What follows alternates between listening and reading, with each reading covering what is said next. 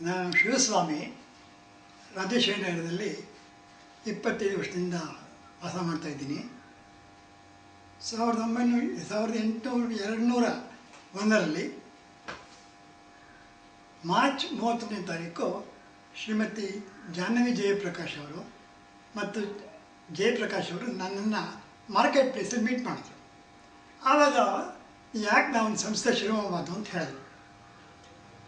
ಅವತ್ತಿಂದ ಹೇಳಿದೆ, ನನಗೇನು ಆರ್ಟ್ ಗೊತ್ತಿಲ್ಲ, ನೀವೆಲ್ಲ ಎಷ್ಟು ಚೆನ್ನಾಗಿ ಗೊತ್ತಿದ್ದೀರಿ, ನಾನು ನಿನ್ನಿಂದ ಏನು ಸಹಾಯ ಬೇಕೋ ಮಾಡ್ತೀನಿ ಅಂದರೆ ಅವ್ರು ಇಲ್ಲ ನಿಮ್ಮ ಮೀಟ್ ಮಾಡೋಣ, ಒಂದು ಸಂಸ್ಥೆ ಶುರು ಮಾಡೋಣ ಅಂತ ಹೇಳಿದ್ರು. ಸರಿ ಅಂತಂದ್ಬಿಟ್ಟು ನಾನು 1ನೇ ತಾರೀಕು ಬೆಳಗ್ಗೆ, ಅಂದರೆ ಏಪ್ರಿಲ್ 1ನೇ ತಾರೀಕು ಬೆಳಗ್ಗೆ ನಮ್ಮ ಮನೆಯಲ್ಲೇ ಎಲ್ಲರೂ ಮೀಟ್ ಮಾಡೋಣ ಅಂಥೇಳಿ ಕರೆದೆ. ಜಾಹ್ನವಿ ಅವರು ಅವ್ರಿಗೆ ಗೊತ್ತಿರೋ ಕೆಲವು ಕಲಾವಿದರು ಅಂದರೆ ಲೈಕ್ ಮೈಂಡೆಡ್ ಪೀಪಲ್ನ ಅವ್ರು ಇನ್ವೈಟ್ ಮಾಡಿದ್ರು, ನಾನು ಕೆಲವ್ರನ್ನ ಇನ್ವೈಟ್ ಮಾಡಿದೆ. ಹಾಗೆ ಸೇರಿ ಒಂದು 15 ಜನ ನಮ್ಮ ಮನೆಯಲ್ಲಿ ಸೇರಿದ್ವಿ. ಸೇರಿಬಿಟ್ಟು ಸಂಸ್ಥೆ ಯಾವ ಥರ ಮಾಡಬೇಕು, ಏನು ಪ್ರೋಗ್ರಾಮ್ ಮಾಡಬೇಕು, ಹೇಗಿರಬೇಕು, ಅದು ನಾಟಕನ, ಸಂಗೀತನ ಅಥವಾ ಡ್ಯಾನ್ಸಾ ಅಂತಂದ್ಬಿಟ್ಟು ಆವಾಗ ನಾವೆಲ್ಲ ಯೋಚನೆ ಮಾಡಿ ಕಡೆಗೆ main Karnataka classical music, Bharatanatyam ಅಥವಾ any other dance you can have ಅಂತ ಡಿಸೈಡ್ ಮಾಡಿದ್ವಿ. ಆವಾಗ ಏನಾಯಿತು ಅಂತಂದರೆ ಒಂದರ ಪ್ರಕಾರ ಒಂಥರ ಡಿಸ್ಕಷನ್ಸ್ ಬಂತು. ಏನು ಹೆಸರಿಡಬೇಕು, ಎಲ್ಲಿ ಮಾಡಬೇಕು, ಯಾವ ಜಾಗದಲ್ಲಿ ಮಾಡಬೇಕು ಅಂತ. ಯಾಕೆಂದರೆ ಆವಾಗ ರಾಜೇಶ್ವರಿ ಇಷ್ಟು ಬೆಳೆದಿರಲಿಲ್ಲ, ನಮಗೆ ಒಂದು ಜಾಗ ಇರಲಿಲ್ಲ ಪ್ರೋಗ್ರಾಮ್ ಮಾಡೋದಕ್ಕೆ. ಕಡೆಗೆ ಸುಭಾಷ್ ಭವನ ಒಂದು ಸಿಕ್ತು ನಮಗೆ, ಅಲ್ಲಿ ಶುರು ಮಾಡೋಣ ಅಂತ ಹೇಳ್ಬಿಟ್ಟು ಅವತ್ತಿನ ನಾವೆಲ್ಲರೂ ಮಾತಾಡಿಕೊಂಡು ಹೇಗೆ ಮಾಡಬೇಕು ಅಂತ ಮಾಡಿದ್ವಿ. ಈ ವಿಷಯದಲ್ಲಿ ನಾವು ಅವತ್ತು ಏನು ಡಿಸಿಷನ್ ತೊಗೊಂಡ್ವಿ ಅಂದರೆ ಇನ್ನೊಂದು ಮೀಟಿಂಗ್ ಮಾಡಿಬಿಟ್ಟು 22ನೇ ಆ ಮೀಟಿಂಗ್ನಲ್ಲಿ 22ನೇ ತಾರೀಕು ಅದೇ ತಿಂಗಳು ನಾವು ನಮ್ಮ ಸಂಸ್ಥೆಯಿಂದ ಪ್ರಾರಂಭ ಮಾಡೋಣ ಅಂತ ಡಿಸೈಡ್ ಮಾಡಿದ್ವಿ. ಶಾರದೆ ಉಮಾ ಮಹೇಶ್ವರಿ ನಿಮ್ಮೊಳಗೆ ಗಣಾರಮ್ಮ, ನಮ್ಮ ಶಾರದೆ ಉಮಾ ಮಹೇಶ್ವರಿ ನಿಮ್ಮೊಳಗೆ ಗಣಾರಮ್ಮ ಅಮ್ಮ, ನಮ್ಮ ಶಾರದೆ ಉಮಾ ಮಹೇಶ್ವರಿ ನಿಮ್ಮೊಳಗೆ ಗಣಾರಮ್ಮ ಅಮ್ಮ, ನಮ್ಮ ಶಾರದೆ ಉಮಾ ಮಹೇಶ್ವರಿ ನಿಮ್ಮೊಳಗೆ ಗಣಾರಮ್ಮ ಅಮ್ಮ, ನಮ್ಮ ಶಾರದೆ.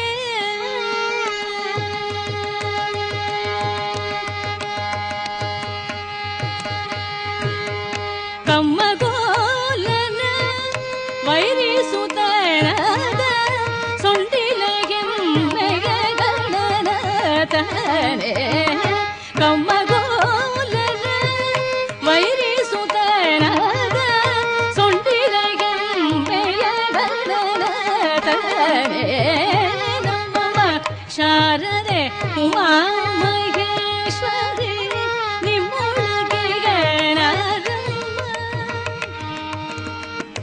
ರಾಶಿ ವಿದ್ಯೆಯ ಬಲ್ಲ ರಮಣಿಗಂಬಲನೊಲ್ಲ ಭಾಷಿಗನಿವನ್ಯಾರಮ್ಮ,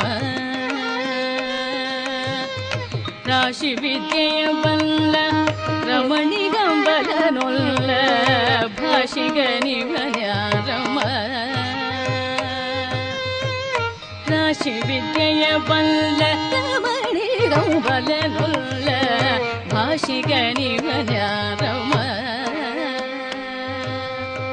ರಾಶಿ ವಿದ್ಯೆಯ ಬಲ್ಲ ರಮಣಿಗಂಬಲನೊಲ್ಲ ಭಾಷಿಗ.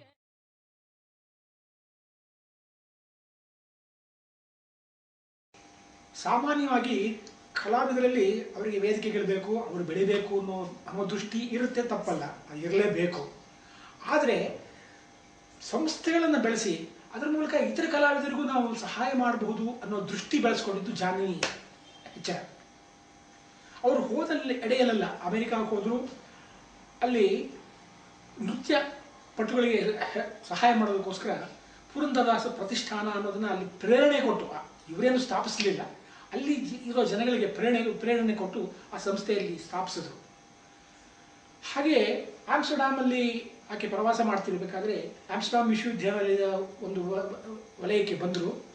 ಅಲ್ಲಿಂದ ವಿಶ್ವವಿದ್ಯಾನಿಲಯದವರು ಸ್ಫೂರ್ತಿಗೊಂಡು ಕರ್ನಾಟಕ ಸಂಗೀತವನ್ನು ಅದರಲ್ಲಿರುವ ಶಾಸ್ತ್ರೀಯ ಟೆಕ್ನಿಕ್ಸ್ ಅಂತ ಹೇಳ್ತೀವಿ, ಅದನ್ನು ವೆಸ್ಟರ್ನ್ ಕ್ಲಾಸಿಕಲ್ ಮ್ಯೂಸಿಷಿಯನ್ಸ್ಗೆ ತಿಳಿಸ್ಕೊಡ್ಬೇಕು. ಹಾಗಾಗಿ ಅವರ ಸಂಗೀತದಲ್ಲಿ ವೈವಿಧ್ಯ ಬೆಳೆಯುತ್ತೆ, ಅದಕ್ಕೊಂದು ಡಿಪಾರ್ಟ್ಮೆಂಟ್ ಓಪನ್ ಮಾಡಬೇಕು ಅನ್ನೋ ಸ್ಫೂರ್ತಿ ಬಂದಿದ್ದು ಜಾಹ್ನವಿ ಮೂಲಕ.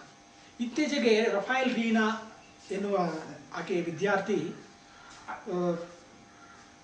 ಆಕ್ಸ್ಫರ್ಡ್ ವಿಶ್ವವಿದ್ಯಾಲಯಕ್ಕೆ PhD ಪ್ರಬಂಧ ಸಲ್ಲಿಸಿದ್ದಾನೆ. ಅದನ್ನು ಜಾಹ್ನವಿಯವರಿಗೆ ಡೆಡಿಕೇಟ್ ಮಾಡಿದ್ದಾರೆ. ಹಾಗೆ ನಮ್ಮ ಬಡಾವಣೆಗೆ ಬಂದ ಮೇಲೆ ಇಲ್ಲೂ ಏನೂ ಇರಲಿಲ್ಲ. ಈಕೆ ಬ್ಯುಸಿಯಾಗಿದ್ದರು, ಈಕೆ ದಿನ ಬೆಳಗಾದರೆ ಪ್ರೋಗ್ರಾಮ್ ಇರೋದು. ಆದರೆ ಈ ಜನಗಳಿಗೆ ಏನೂ ಇಲ್ವಲ್ಲ ಅಂತ ಯೋಚನೆ ಮಾಡಿ ನಮ್ಮ ಶಿವಸ್ವಾಮಿಯವರಿಗೆ, ರಾಧಾಕೃಷ್ಣ ಅವರಿಗೆ ಪ್ರೇರಣೆ ಕೊಟ್ಟು ಒಂದು ಸಂಸ್ಥೆ ಬೆಳೆಸೋಕ್ಕೆ ಮಾಡಿದ್ರು. ಹೀಗೆ ಈ ಕಲಾವಿದೆಯ ವೈವಿಧ್ಯ ಇದು. ಈ ಸಂಸ್ಥೆಗಳು ಬೆಳೆದಿರೋದ್ರಿಂದ ಎಷ್ಟೋ ಕಲಾವಿದರಿಗೆ ಅವಕಾಶಗಳು ಸಿಗುತ್ತೆ, ಅವರಿಗೆ ವೇದಿಕೆ ಸಿಗುತ್ತೆ ಅನ್ನೋ ದೃಷ್ಟಿಯಿಂದ ಬೆಳೆಸಿದ್ದು ಒಂದು ಸಂಸ್ಥೆ ಇದು. ಬೆಂಗಳೂರು ನಾಗರತ್ನ ಬಹಳ ಪ್ರಸಿದ್ಧವಾದ ಹೆಸರು. ಅವರು ಸಂಗೀತಗಾತಿ ಅಲ್ಲದೆ ನೃತ್ಯಪಟುವೂ ಆಗಿದ್ರು. ಅವರು ತಾವು ಗಳಿಸಿದ ಹಣವನ್ನೆಲ್ಲ ಸುರಿದು ತ್ಯಾಗರಾಜರು ಸಮಾಧಿಯಾದ ಜಾಗವನ್ನು ಹುಡುಕಿ ಅಲ್ಲಿ ತ್ಯಾಗರಾಜ ಸಮಾಧಿಯನ್ನು ಕಟ್ಟಿಸಿ ಅಲ್ಲಿ ಕಲಾವಿದರು ವರ್ಷ ಬಂದು ತ್ಯಾಗರಾಜ ಆರಾಧನೆ ಮಾಡಿ ಅನ್ನೋ ದೃಷ್ಟಿಯಿಂದ ಕಲಾವಿದರ ಉಳಿದುಕೊಳ್ಳುವುದಕ್ಕಾಗಿ ಅವರಿಗೆ ಒಂದು ಛತ್ರವನ್ನೂ ಕಟ್ಟಿಸಿಕೊಟ್ಟಿದ್ದಾರೆ. ಅಂತ ಅವ್ರನ್ನ ಕನ್ನಡಿಗರು ನಾವೇ ಮರ್ತಿದ್ದೀವಿ. ಅದನ್ನು ನೋಡಿ ದುಃಖಪಟ್ಟು ಈಕೆ ಹೆಸರಿನಲ್ಲಿ ಒಂದು ಟ್ರಸ್ಟ್ ಮಾಡಿ ಅದರ ಮೂಲಕ ತ್ಯಾಗರಾಜ ಬೆಂಗಳೂರು ನಾಗರತ್ನ ಸ್ಮಾರಕ ತ್ಯಾಗರಾಜ ಪ್ರಶಸ್ತಿ ಅಂತ ಯಾಕೆ ನಾವು ಕೊಡಬಾರ್ದು ಅಂತ ಯೋಚನೆ ಮಾಡಿ ಆ ಪರಿಪಾಠವನ್ನು 97ರಿಂದ ಬೆಳೆಸ್ಕೊಂಡು ಬಂದಿದ್ದೀವಿ. ಮಾಪಲ ಬೆಲಸಿಗ ನನು ಪ್ರೋವಗ ಮಾಪಲ ಬೆಲಸಿಗ ಮಮು ಪ್ರೋವಗ ಮಾಪಲ ಬೆಲಸಿಗ ಮಮು ಪ್ರೋವಗ ರದ ಶ್ರೀರಾಮ ಮಾಪಲ ಬೆಲಸಿಗ ಮಮು ಪ್ರೋವಗ ರದ ಶ್ರೀರಾಮ ಮಾಪಲ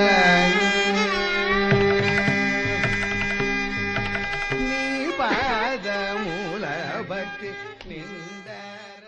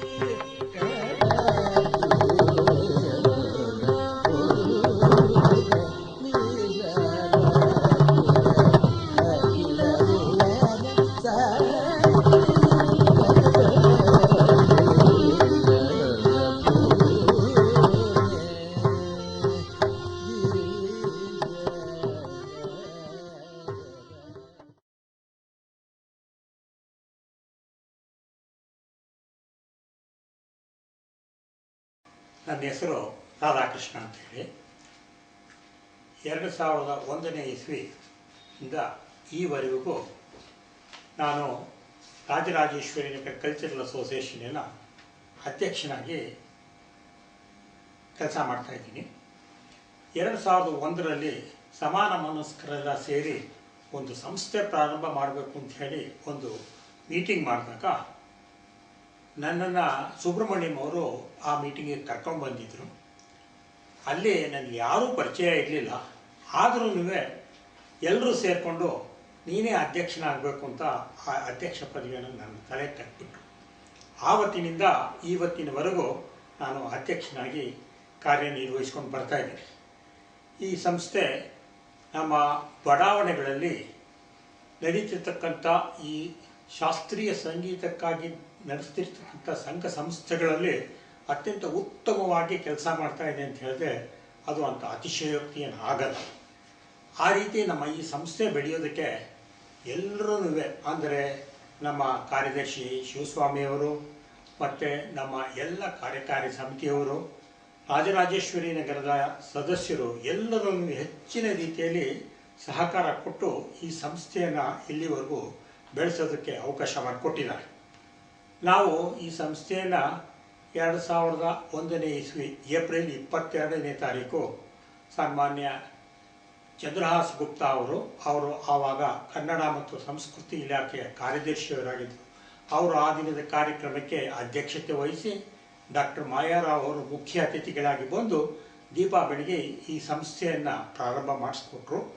ಆವತ್ತಿನಿಂದ ಇವತ್ತಿನವರೆಗೂ ನಾವು ನಿರಂತರವಾಗಿ ಪ್ರತಿ ತಿಂಗಳು ಒಂದು ಕಾರ್ಯಕ್ರಮವನ್ನು ನಡೆಸ್ಕೊಂಡು ಬರ್ತಾ ಇದ್ದೀವಿ. 12 ವರ್ಷದಲ್ಲೇ 250 ಕಾರ್ಯಕ್ರಮನ ಮಾಡಿದ್ದೀವಿ ಅಂತಂದರೆ ನಿಮಗೆ ಗೊತ್ತು, ನಾವು ಯಾವುದೇ ಒಂದು ತಿಂಗಳಲ್ಲಿ ಕೂಡ ಒಂದು ಕಾರ್ಯಕ್ರಮವನ್ನು ನಿಲ್ಲಿಸಿಲ್ಲ. ಕೆಲವು ದಿವಸ ಆದಮೇಲೆ ನಾವು ಈ ದಸರಾದಲ್ಲಿ ಪ್ರತಿ ವರ್ಷ 5 ದಿವಸದ ಒಂದು ಕಾರ್ಯಕ್ರಮವನ್ನು ಹಮ್ಮಿಕೊಂಡು ಅದನ್ನು ಪ್ರಾರಂಭ ಮಾಡಿದ್ವಿ. ಆ ನಂತರ ನಮ್ಮಿಂದ ಅಂತಾರಾಷ್ಟ್ರೀಯ ಮಹಿಳಾ ದಿನವನ್ನು ಆಚರಿಸೋದಕ್ಕೋಸ್ಕರ ಪ್ರಾರಂಭ ಮಾಡಿದ್ವಿ. ಆ ನಂತರ ಮಕ್ಕಳ ದಿನಾಚರಣೆಯನ್ನು ಪ್ರಾರಂಭ ಮಾಡಿದ್ವಿ. ಆ ನಂತರ ನಾವು ಶ್ರೀರಾಮನವಮಿಯಲ್ಲಿ ಸಂಗೀತೋತ್ಸವವನ್ನು ಮಾಡಬೇಕು ಅಂತೇಳಿ ಪ್ರಾರಂಭ ಮಾಡಿದ್ವಿ. ನಾವು ಮೊದಲಿಗೆ 3 ದಿವಸದ ಕಾರ್ಯಕ್ರಮ ಹಮ್ಮಿಕೊಂಡಿದ್ವಿ. ಮೊದಲನೇ ದಿವಸ ಸನ್ಮಾನ್ಯ ವಿದ್ಯಾಭೂಷಣ್ರವರು ತಮ್ಮ ಮೊದಲನೇ ಕಾರ್ಯಕ್ರಮದೊಂದಿಗೆ ನಮ್ಮ ರಾಮನವಮಿ ಕಾರ್ಯಕ್ರಮಗಳನ್ನು ಪ್ರಾರಂಭ ಮಾಡಿಕೊಟ್ರು. ಅಲ್ಲಿಂದ ಮುಂದೆ ನಾವು 4, 5 ಆ ರೀತಿ ಮಾಡಿಕೊಂಡು ಈಗ 9 ದಿವಸದ ಕಾರ್ಯಕ್ರಮಗಳನ್ನು ನಾವು ನಡೆಸ್ಕೊಂಡು ಬರ್ತಾ ಇದ್ದೀವಿ. ಈ ಎಲ್ಲ ಕಾರ್ಯಕ್ರಮಗಳಿಗೆ ಸಾರ್ವಜನಿಕರಿಂದ, ನಮ್ಮ ಪ್ರಾಯೋಜಕರಿಂದ, ಸಂಘ ಸಂಸ್ಥೆಗಳಿಂದ, ಕರ್ನಾಟಕ ಸರ್ಕಾರದ ಕನ್ನಡ ಮತ್ತು ಸಂಸ್ಕೃತಿ ಇಲಾಖೆಯವರಿಂದ ಹೆಚ್ಚಿನ ಪ್ರೋತ್ಸಾಹ ಸಹಕಾರ ಸಿಗ್ತಾ ಇದೆ. ಈ ರೀತಿ ಆಗಿ ಈ ಕಾರ್ಯಕ್ರಮಗಳನ್ನು ನಾವು ನಡೆಸ್ಕೊಂಡು ಬಂದು ಈ ದಿನ 250ನೇ ಕಾರ್ಯಕ್ರಮವನ್ನು ನಿಮ್ಮ ಮುಂದೆ ಇಡ್ತಾ ಇದ್ದೀವಿ. ಇದೊಂದು ನಮ್ಮ ಸಂಸ್ಥೆಯ ಇತಿಹಾಸದಲ್ಲಿ ಒಂದು ಮೈಲಿಗಲ್ಲು.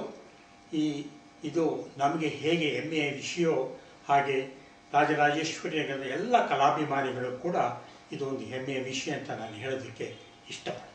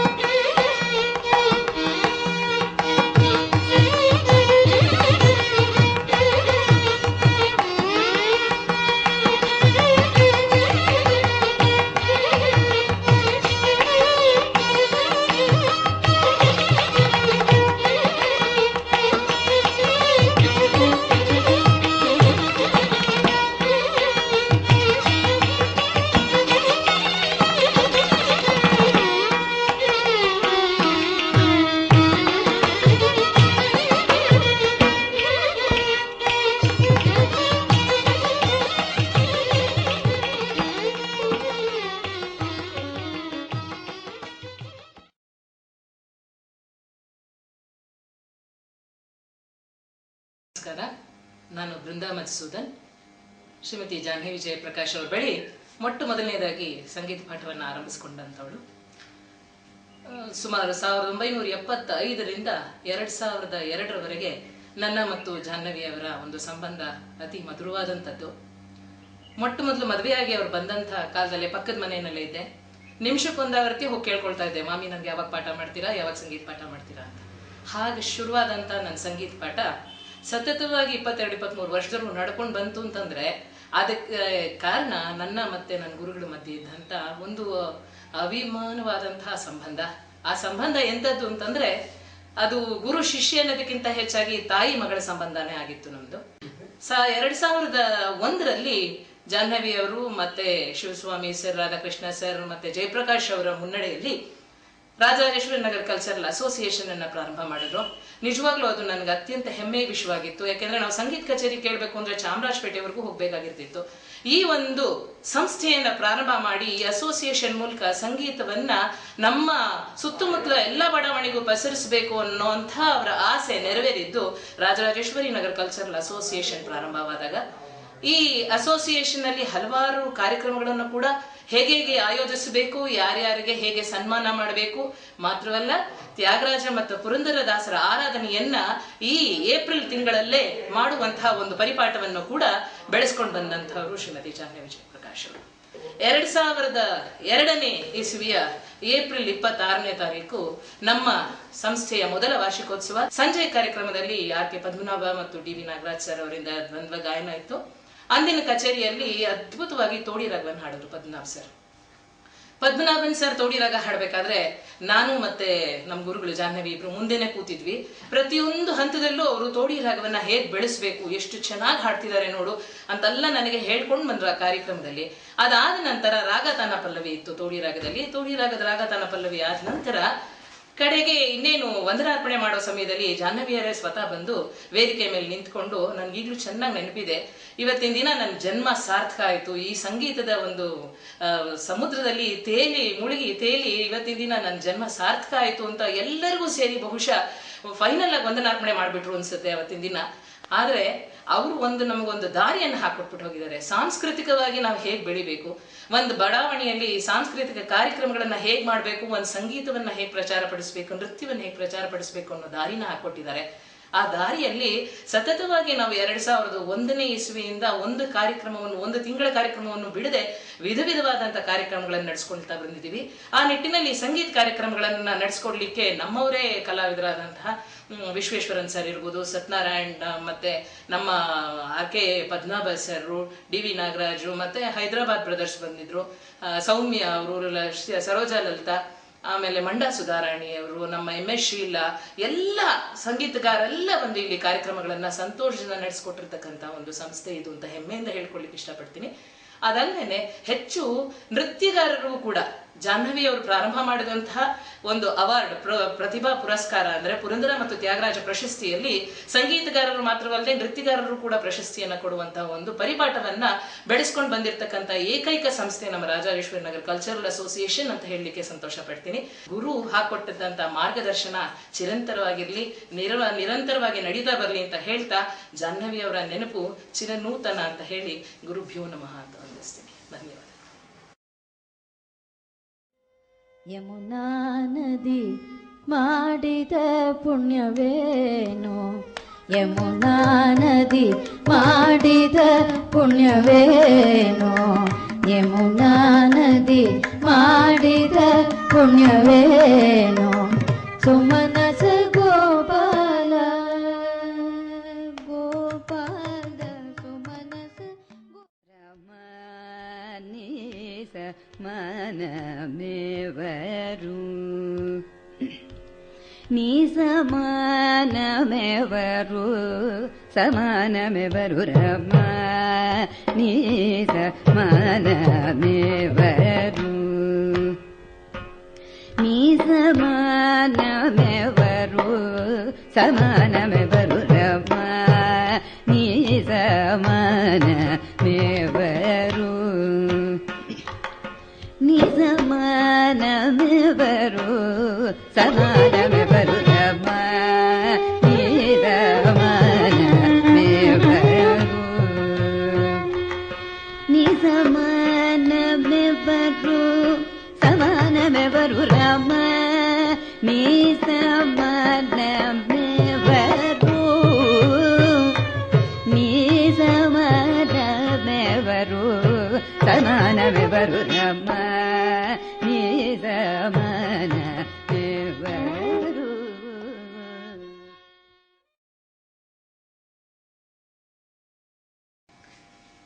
I'm Padmini Sridhar.